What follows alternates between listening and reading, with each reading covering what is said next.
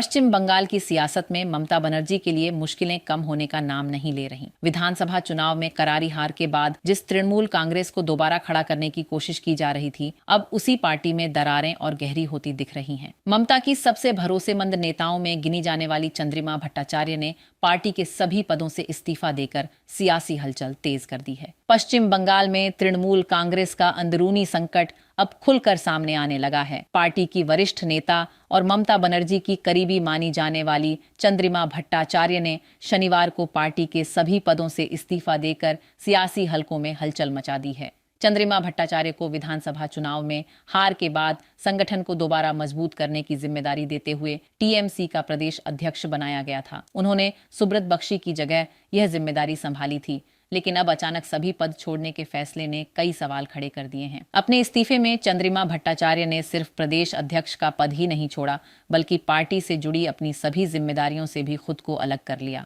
उन्होंने कहा कि अब वह पार्टी के बैंक खातों पर हस्ताक्षर करने की अधिकृत सदस्य नहीं रहेंगी और चुनाव आयोग के सामने भी टीएमसी की आधिकारिक प्रतिनिधि के तौर पर अपना नाम वापस ले रही हैं। चंद्रिमा भट्टाचार्य लंबे समय तक ममता सरकार में वित्त, स्वास्थ्य, भूमि सुधार और पुनर्वास जैसे अहम विभाग संभाल चुकी हैं। ऐसे में उनका इस्तीफा सिर्फ एक संगठनात्मक बदलाव नहीं, बल्कि टीएमसी के भीतर बढ़ती असंतुष्टि का बड़ा संकेत माना जा रहा है। दरअसल विधानसभा चुनाव में भाजपा से मिली हार के बाद से टीएमसी लगातार अंदरूनी खींचतान से जूझ रही है। कई विधायक नेतृत्व से नाराज बताए जा रहे हैं और पार्टी के भीतर बाकी सुर पहले से ज्यादा मुखर हो चुके हैं। ऐसे माहौल में चंद्रिमा भट्टाचार्य का इस्तीफा विपक्ष को भी टीएमसी पर हमला बोलने का नया मौका दे सकता है। अब सबसे बड़ा सवाल यही है कि क्या यह सिर्फ एक इस्तीफा है या फिर टीएमसी में किसी बड़े राजनीतिक बदलाव की शुरुआत। आने वाले दिनों में ममता बनर्जी इस संकट से कैसे निपटती हैं, इस पर पूरे पश्चिम बंगाल की राजनेताओं की नजर रहेगी।